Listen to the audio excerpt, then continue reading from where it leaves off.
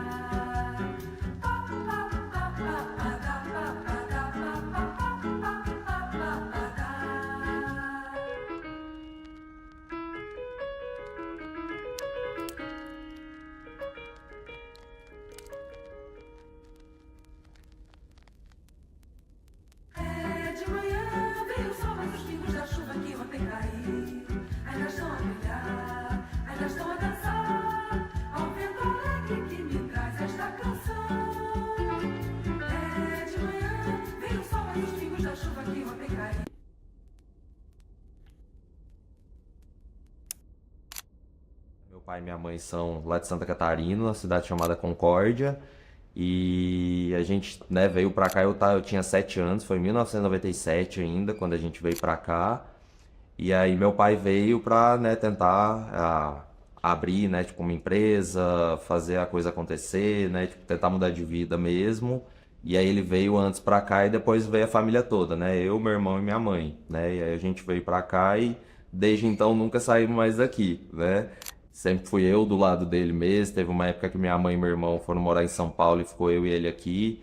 E foi justamente nessa época que as coisas começaram a acontecer. Tinha 19 anos, acho que era novo até assim, para esse tipo de doença e tudo mais. Tratei com 2 tipos de remédio. Um que é um que a gente coloca no início, por exemplo, quando você descobre um caso desse, que chama Idrea, que é um só para, enquanto você não tem um diagnóstico fechado, que tipo de leucemia é, para entender qual a medicação certa.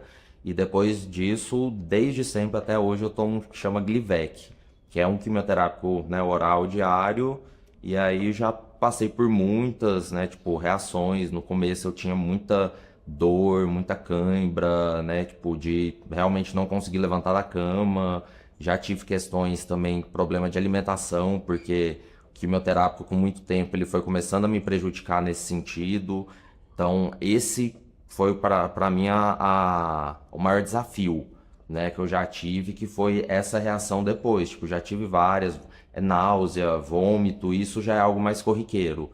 Mas já tive realmente muito problema com a questão alimentar, de eu não conseguir me alimentar, de ficar 5, 6 dias sem comer nada. Eu não sei quanto tempo faz que a gente não consegue ter uma alimentação, se alimentar, fazer uma refeição todos juntos, porque ele não pode comer.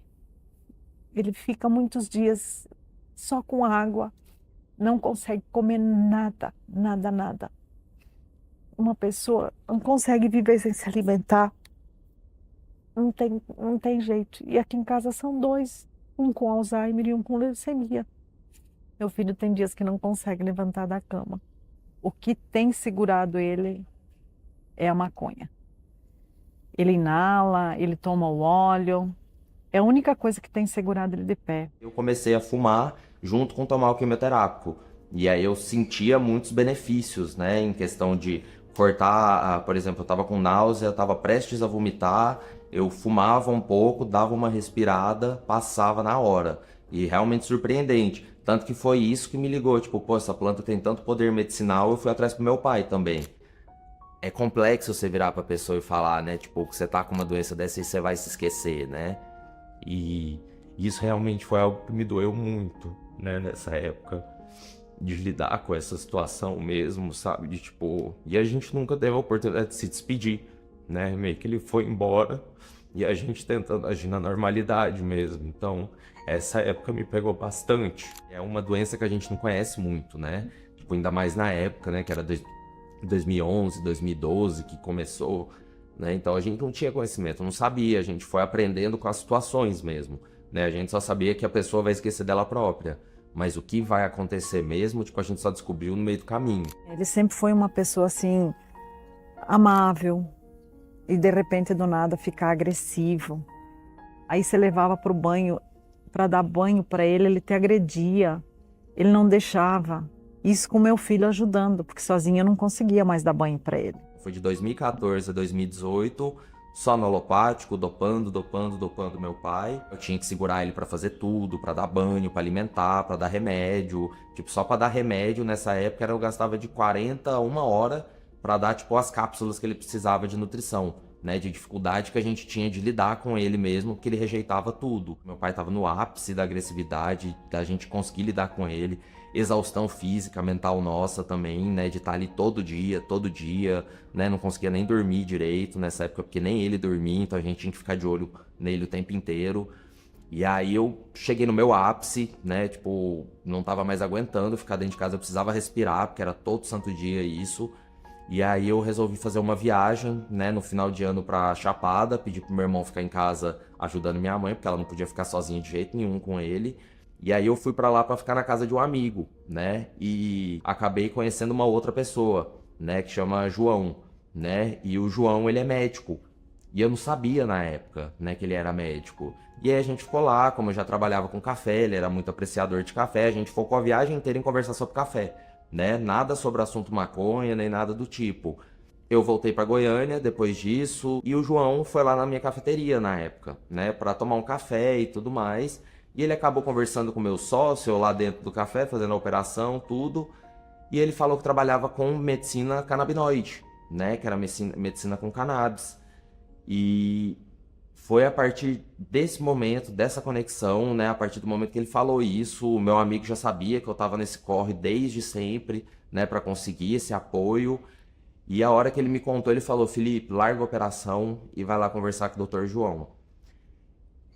E esse foi um momento, sabe, tipo, muito realmente importante, foi uma virada de chave. Foi a chegada dessa informação que foi, tipo, primordial para hoje a gente ter meu pai vivo ainda. Foi a partir dali que eu já sabia, tanto que eu comecei a gravar exatamente na primeira gota. Porque eu já tinha essa esperança dentro de mim e eu sabia que algum momento ia chegar. E a partir desse momento foi o que eu determinei, eu vou gravar tudo, né? E eu vou contar para outras famílias que passam por isso também, sobre isso. Então, esse momento para mim foi decisivo. Eu não imaginava que ia ser tão surpreendente, mas quando eu tive 3 meses de gravação, eu olhei para aquilo, eu não conseguia acreditar, porque realmente foi um milagre, né? Não recuperou meu pai do que ele tinha perdido, mas aconteceu um milagre dentro da minha casa, né? E hoje eu já sei que não foi milagre, foi ciência, sabe? Foi uma planta que tem um poder medicinal muito grande.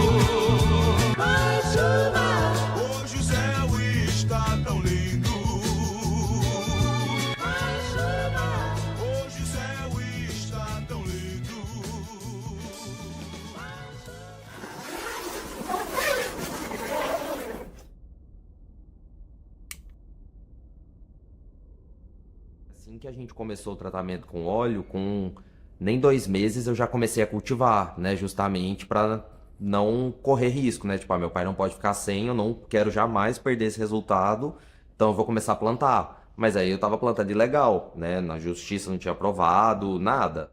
Quando a gente começou com o óleo do cannabis, em 4 dias a gente já viu o retorno. A gente viu ele se acalmar, a gente viu ele voltar a sorrir. Ele muitas vezes até tenta fazer brincadeira.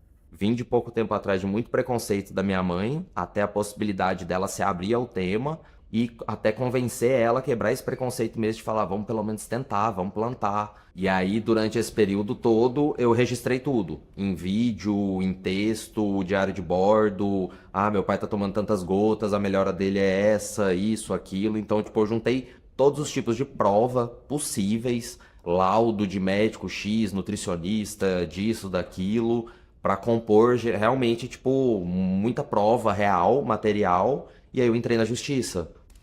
Ó, esse aqui, né, uma parte da decisão da sentença da Justiça Federal, né? Então hoje, ou seja, para eu plantar maconha dentro de casa, eu preciso de uma decisão dessa, né? Então hoje, para ter saúde, para ter qualidade de vida, a gente tem que ter a justiça autorizando e ter que entender a sua necessidade para isso. Então isso aqui hoje me traz muita tranquilidade, né? De sair, então levo uma vida normal hoje, né? Sem o medo de ter qualquer tipo de punição do Estado por conta disso. Então, paz de espírito mesmo. O processo foi esse, mas é um processo revoltante, não só para mim, né, que tenho hoje o HC, que consegui esse privilégio, mas para todo mundo que não pode, né? Que é sempre começar nessa linha. Tem que fazer ilegal, tem que ter esse acesso, tem que comprovar, provar, né? Expor sua intimidade, mas nem todo mundo consegue, né? Mesmo com casos similares ao do meu pai, tem pessoas que têm o HC negado, né? Justamente porque o juiz às vezes é preconceituoso e não quer colocar uma decisão favorável a esse tema no nome dele e prejudicar uma possível promoção, né? Então, tipo, é bem coerente quando a gente fala de HC mesmo. Muito legal eu poder ter esse privilégio, mas hoje a gente tem que provar que a gente precisa disso, né, na justiça, para não correr risco de ser preso ou ser punido pelo Estado por simplesmente querer plantar uma plantinha dentro de casa e poder produzir um remédio tranquilo, sabe? São essas flores aqui que eu faço esse óleo, né, que é o olhinho do meu pai, que é justamente dessa plantinha, né, que eu faço aqui no meu quintal, na minha casa, que eu tenho todos os insumos hoje, que é o único tratamento do meu pai. Então eu posso tratar o Alzheimer do meu pai hoje com a minha própria produção dentro da minha casa. A nossa vida mudou por completo. Antes era um monte de medicamento, aqueles medicamentos de laboratório. Hoje já não, ele só toma o cannabis, só o óleo do cannabis, 3 vezes ao dia. Só isso. Existe muito o mito sobre cannabis ser medicinal, maconha ser medicinal por conta do canabidiol. Essa planta aqui, essas flores, o remédio, né, que eu tava aqui no óleo, o remédio do meu pai, ele é com a predominância total de THC. O potencial de um remédio que é fitoterápico, ele vem a partir de uma planta completa. A gente tem que propagar essa verdade completa, né? Não contar ela pela metade, justamente com a intenção de ter lucro, mas sim de tornar a saúde possível para todo mundo. Então trazer tudo isso para a gente entender que é uma planta com muito potencial e que foi Deus que entregou. E a gente sempre negou essa criação de Deus, só que hoje a gente está mostrando um outro lado, né? E é esse lado que é o lado verdadeiro, porque são esses os resultados reais. É só uma planta que mal ela faz, ela só traz o bem. Ela só tem trazido o bem para minha família. Há 9 meses que a gente tem conseguido sorrir um pouquinho.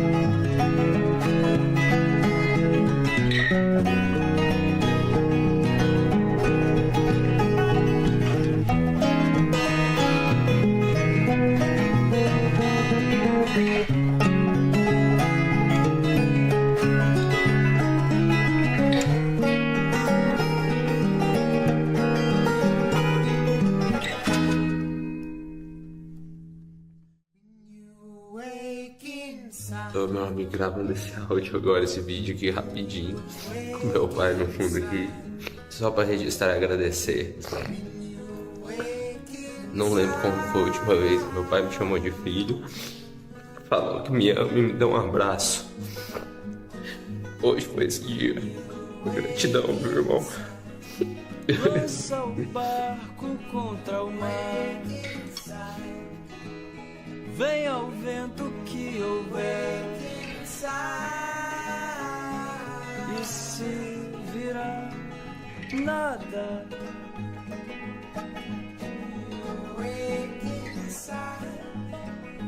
pega a mala que couber. Vira a estrada sem saber. E se perder, calma.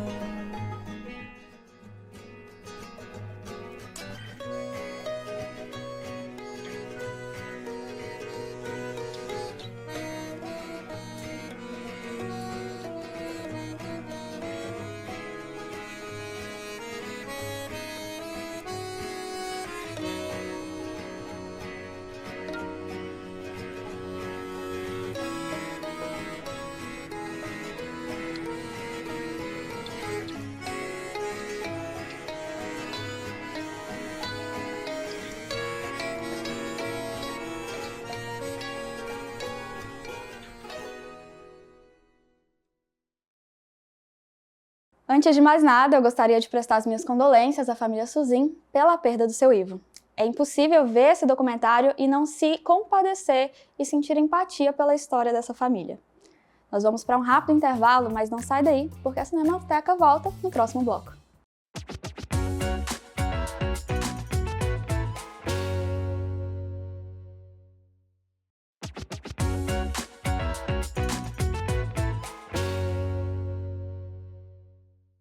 Estamos de volta com a Cinemateca UEG. No último bloco, nós vimos o filme Quanto Custa o Remédio do Meu Pai. E agora nós estamos aqui no estúdio com a diretora do filme, Isabela, e o produtor, Milson, para falar um pouco mais sobre essa obra. Gente, bem-vindos à Cinemateca. Obrigada. E para começar essa discussão, eu quero saber como que surgiu a ideia para começar a produção desse filme? Primeiramente, eu quero agradecer a Demar Sagres TV por nos receber aqui, a Mari. E esse filme ele surge a partir de uma proposta da faculdade, né, de um trabalho de primeiro período, que é um trabalho interdisciplinar de 3 disciplinas, da Ana Paula, do Sandro e do José Eduardo. E aí, lá na faculdade, a gente se encontrou enquanto grupo, e nessa proposta de fazer um documentário que contasse essa história de alguém relevante para a cidade, a gente lembrou da história do Felipe Suzin, justamente por ser também uma pauta que a gente acredita ser relevante para a cidade e para o estado saberem um pouco mais sobre. E agora para a Isabela. O documentário ele aborda questões de saúde pública, né, de saúde assim geral, mas também temas muito delicados sobre a família Suzin. Eu quero saber como que foi dirigir uma história com uma temática tão sensível. Foi muito importante como primeira direção também, porque me fez entender como conduzir um set além da história que estava sendo contada ali. Então foi gratificante, primeiro o Felipe aceitar essa proposta, aceitar participar disso, abrir a sua casa para a gente, poder contar essa história. E eu tentei levar de uma forma delicada até, mas que ele tivesse total abertura para contar, total abertura e liberdade para contar isso, enquanto aquela pessoa que estava ali com tanta vulnerabilidade, sabe? Contando, abrindo sua história pra gente.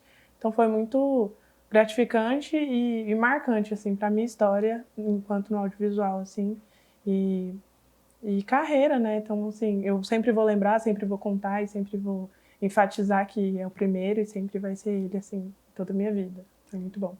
E a Isabela foi a diretora do filme, mas o Milson atuou como produtor e também fez a montagem. Eu quero saber como que foi trabalhar nesses aspectos em uma obra que é tão complexa. O roteiro ele foi um processo que partiu de uma história que a gente já tinha um certo conhecimento. O Felipe, em 2019, ele fez um vídeo contando sobre a melhora do seu Ivo, né, usando a cannabis medicinal, e foi um vídeo que teve um alcance muito grande no Brasil e até internacionalmente. Esse vídeo também fez o Felipe ser convidado para o encontro com a Fátima Bernardes lá na Rede Globo, A gente teve algumas reportagens aqui no Jornal Anhanguera, em Goiânia, também sobre o caso da família dele. Então, a gente retomou essa história que a gente já conhecia um pouco, e o desafio foi pegar uma história que já era uma história potente, que a gente já conhecia essa melhora do seu Ivo, e tentar colocar isso na formatação de um documentário. Justamente porque a gente vê no audiovisual, no cinema em especial, né, nesse ato de se reunir com mais pessoas para assistir um filme, uma forma de falar sobre assuntos complexos e ter uma maior abertura. Então, a gente já enxergava nessa história um potencial muito grande de diálogo a respeito desse assunto, de uma forma qualificada. E aí o Felipe, ele foi muito querido também, porque ele abriu com a gente muitas imagens de arquivo que ele tinha. Então, isso foi muito importante para o processo de montagem e foi uma coisa que tornou muito mais rico o nosso documentário, porque embora cerca de 70% do documentário a gente tenha filmado, os outros 30% foram imagens de arquivo que já existiam e que eram imagens muito boas. No caso da entrevista da dona Solange, que é a mãe do Felipe e esposa do seu Ivo, a entrevista dela parte do momento, lá em 2019, onde eles estavam gravando um vídeo para justamente pedir o HC na justiça, para o juiz. Então, aquele relato dela vem do momento de maior ápice sentimental, que é o momento que ela vê o marido dela melhorando a partir daquela medicação, entendendo que eles não podem perder aquele direito. Então, eles dependem que o juiz que vai ver aquele vídeo, que é o mesmo que a gente vê, veja a importância daquilo e dê para eles esse direito de cultivar legalmente. E aí a montagem foi um processo que levou alguns meses, foi muito interessante, porque eu assisti todos os arquivos que o Felipe compartilhou comigo, e a primeira vez que ele começou a gravar foi em janeiro de 2019. E o primeiro vídeo já é ele falando: eu vou começar a dar óleo para o meu pai amanhã, porque eu conheci um médico que vai nos ajudar, e eu vou filmar toda a melhora dele para poder mostrar para as pessoas que isso é possível. Então a gente vê o seu Ivo já muito debilitado por conta do Alzheimer, não conseguindo ter muito contato com a família, estando muito estressado, não conseguindo se alimentar. E aí a gente vê que em poucos dias ele já acorda sorrindo, algumas semanas depois ele já está comendo sozinho, e aí depois ele começa a tomar banho sozinho também. Então realmente você vê a mudança daquela família, e foi muito emocionante para mim ver isso dividido em muitos arquivos, né? E foi um grande desafio conseguir colocar isso em 15 minutos, né? Na faculdade, na verdade, a proposta eram 10. Só que quando eu terminei, eu falei: professores, tá aqui, se vocês puderem, inclusive, me dar sugestão de onde cortar, porque eu não consigo cortar mais nada. E aí acabou no final sendo isso mesmo, esses 15 minutos. E a gente está vendo um fenômeno muito legal com esse filme, que é ele sendo exibido em diversos festivais, né? Tanto nacionais quanto internacionais. E eu quero saber para vocês, enquanto realizadores do filme, como é que está sendo essa experiência de ver uma obra sua sendo exibida para tanta gente? Nossa, ótimo, ótima. Inclusive, foi até assim, meio assustador, né? Porque a gente não esperava. A gente entendeu que a gente fez uma obra incrível para alunos de primeiro período, em uma universidade pública. E aí, quando a gente viu que já na primeira sessão muitas pessoas colaram, muitas pessoas que a gente, de outros cursos, inclusive, lá na UEG também tem história, né? No mesmo horário que o nosso. E muitos deles participaram de praticamente todas as nossas sessões, assim. Então, foi um alívio também saber que a gente não se dispôs tanto para nada entre muitas aspas, que foi incrível. Inclusive, agora foi para a Argentina, né? A gente nunca imaginou, nunca, assim. O nosso máximo era aqui mesmo, aqui que eu digo Brasil, mas quando a gente recebeu o convite do FIC Argentina, foi assim, e foi um convite, melhor ainda, a gente não teve que se inscrever, foi um convite para eles mostrarem o nosso filme para outro, em outro, fora da fronteira, né? Então, assim, foi incrível. Para mim, foi um sentimento de alívio, assim. Eu consegui tirar o peso de que eu consegui, a gente conseguiu algo tão grandioso, assim, fora da faculdade. Foi muito legal porque, além das sessões que a gente participou, né? E a Isabela, com a nossa diretora de fotografia, e a Estela, foram lá para o Rio de Janeiro também, para o festival que aconteceu lá, e aí a gente teve a sorte de ganhar esse festival, que elas estavam lá presencialmente. Além desses festivais que a gente esteve, teve outras pessoas do Brasil que viram o filme e pediram para realizar sessões nas suas cidades. Então, recentemente, a gente teve uma sessão em Exu, em Pernambuco, a gente teve uma sessão lá no Maranhão também, a gente vai ter uma sessão em Recife, né? Então, está sendo um movimento muito positivo, porque pessoas de vários locais do Brasil que viram esse potencial quiseram também fazer sessões e debates lá nos seus próprios lugares, né? E eu acho que isso é é extraordinário porque, no final das contas, é justamente essa a nossa maior intenção, né? Conseguir falar sobre esse assunto, mas conseguir falar desse assunto de forma qualificada e para um público mais amplo. Então, a partir do momento que a gente consegue falar sobre maconha, consegue falar sobre cannabis, mas consegue falar com as pessoas que talvez antes não teriam abertura para isso e começam a ter, eu acho que é aí que a gente ganha, da gente mostrar que é um assunto que tem sua importância, de que é uma possibilidade terapêutica e, sobretudo, levar as pessoas a pensar se é uma possibilidade terapêutica, se é uma planta, por que ainda continua sendo inacessível, né? Por que ainda não é para todo mundo? Quais são as políticas públicas? Porque a gente tem visto muito avanço de políticas públicas. Inclusive aqui em Goiânia, recentemente, no dia 18, o Lucas Quitão apresentou a proposta da criação do Centro de Tratamento de Cannabis Medicinal aqui no município de Goiânia. A gente tem leis a nível estadual e municipal que falam sobre o fornecimento via SUS, embora essas leis na prática não funcionem e sirvam como jurisprudência para os pacientes tentarem judicializar e aí sim conseguirem. Então, realmente é propor esse debate e, sobretudo, conseguir chegar nas famílias, né? É o fato da tia da Isabela ter visto, da minha tia ter visto, da minha avó ter visto, para mim isso aí não tem preço, conseguir falar sobre esse assunto com esses públicos, sabe? É isso, gente. Eu queria agradecer demais a participação de vocês aqui na Cinemateca, por terem topado essa entrevista. Agora vamos para um rápido intervalo, mas não sai daí porque voltamos já com mais Cinemateca UEG.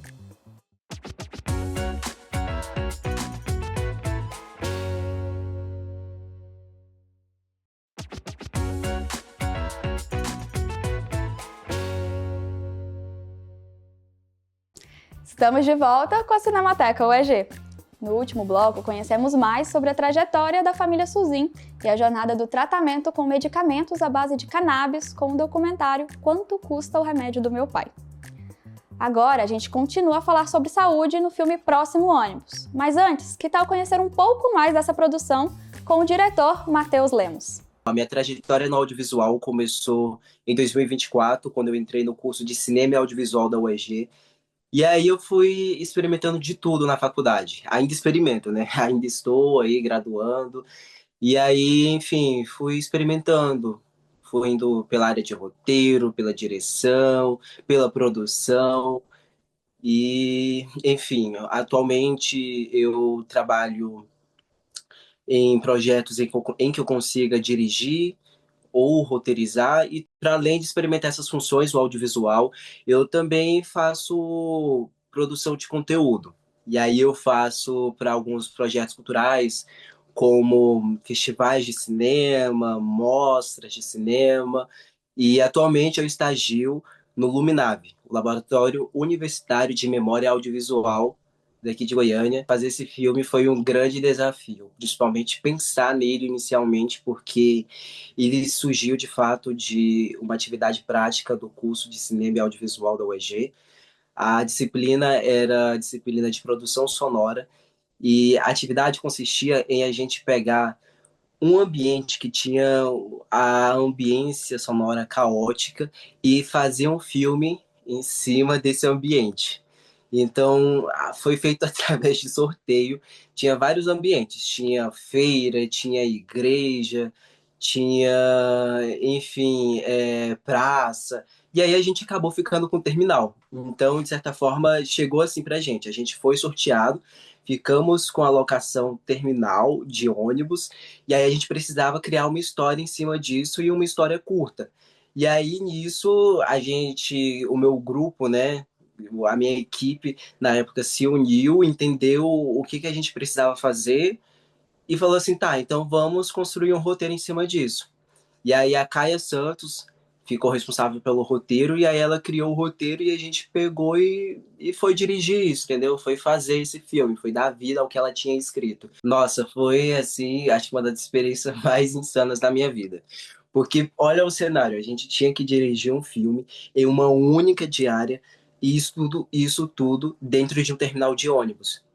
É muito difícil, porque assim, se fosse um outro ambiente mais controlável, tudo bem, mas um terminal de ônibus você não consegue controlar. Porque entra pessoas, sai pessoas, é barulho de ônibus, enfim, foi assim um desafio, mas foi um desafio muito gostoso, porque estava todo mundo ali realmente querendo trabalhar e querendo fazer esse filme acontecer, entende? Então, assim, com o apoio de todo mundo foi tranquilo, mas de certa forma, mesmo sendo tranquilo, foi um desafio, sabe?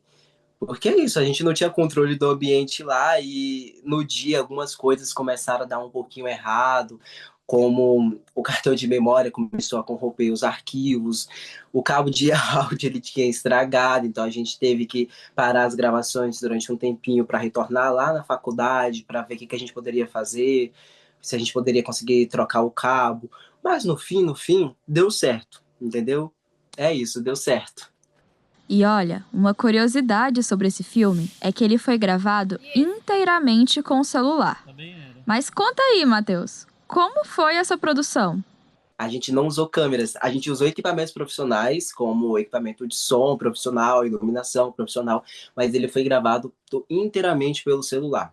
A gente escolheu essa opção porque seria muito mais fácil e a gente acreditou que, enfim, é isso, seria mais viável, porque a gente estaria dentro de um terminal de ônibus e ficar com equipamento pesado seria uma dificuldade para a equipe. O processo de produção foi muito corrido, porque, como eu falei, fazia parte de uma atividade prática do curso e como a gente tem muita coisa para fazer no curso, então acaba que o tempo ele realmente ele é curto. E tá tudo bem, é isso mesmo. E o bom do tempo ser curto é que a gente é obrigado a experimentar e obrigado a aprender ali na marra mesmo. E quando eu falo tempo curto, foi assim, papo de uma semana para fazer o roteiro, contratar atores, locar equipamentos, gravar e editar. A gente teve literalmente, realmente, uma semana. De fato, uma semana para fazer esse filme. E deu certo, sabe? Apesar dos apesares, deu certo. Porque o mais difícil mesmo nesse processo todo de produção foi o tempo. Era muito pouco tempo para tudo. E a gente conseguiu.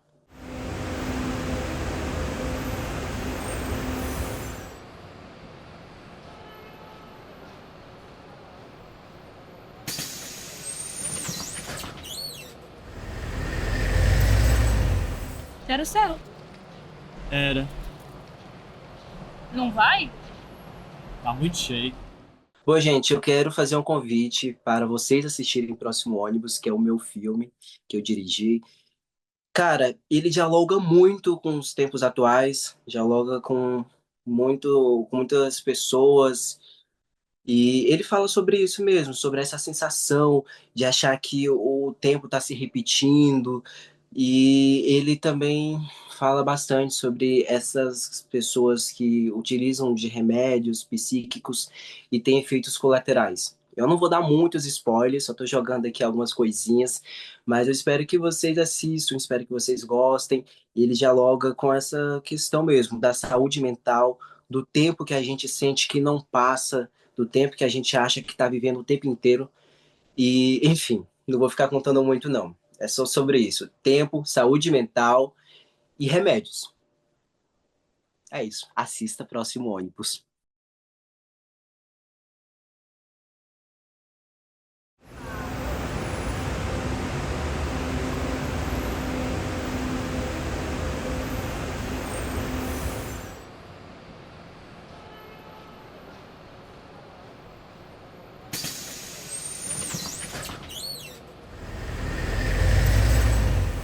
Era o céu. Era. Não vai? Tá muito cheio.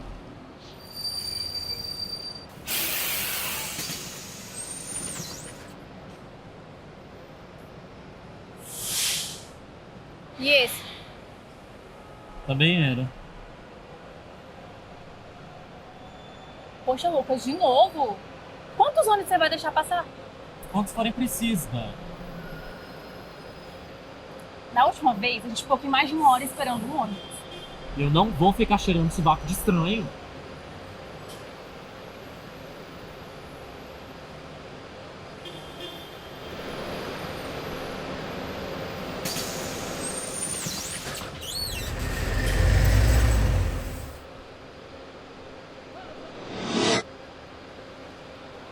Era o seu?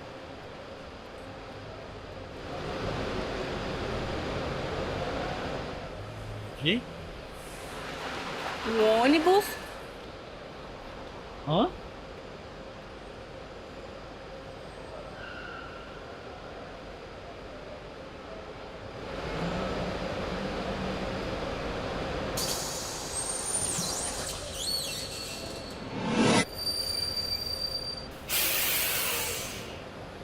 Esse era o seu?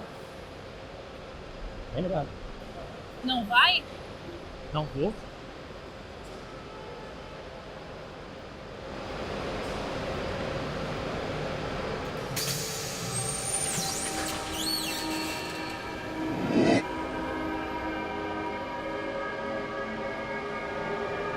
Esse era o seu? Para de ficar repetindo a mesma merda, porra! Você não tá vendo que tem alguma coisa de errado? Acho que a gente tá preso nesse terminal. Luca, para de ser idiota. Eu não vou ficar aqui esperando uma eternidade nesse ônibus de novo.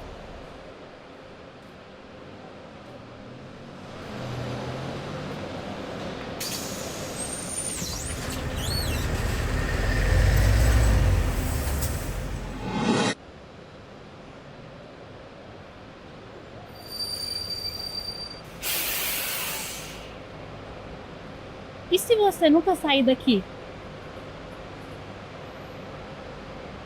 Você nunca disse isso antes. Talvez eu tenha me cansado de repetir. Você não cansa?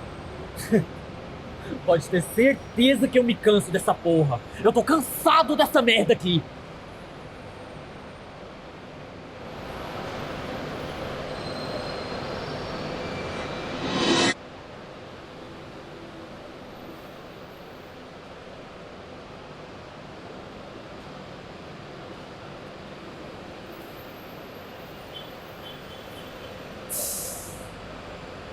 Era o seu? Ônibus! Quê?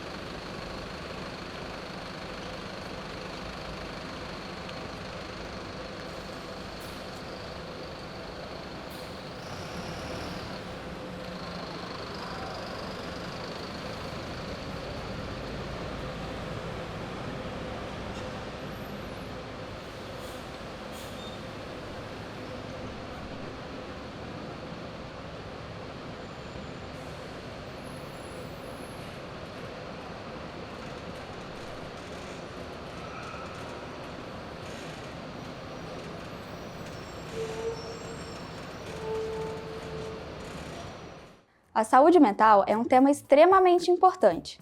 E que interessante ver ela sendo tratada de uma forma tão criativa. Na saúde do corpo e da mente, a Cinemateca UEG hoje ampliou debates muito importantes.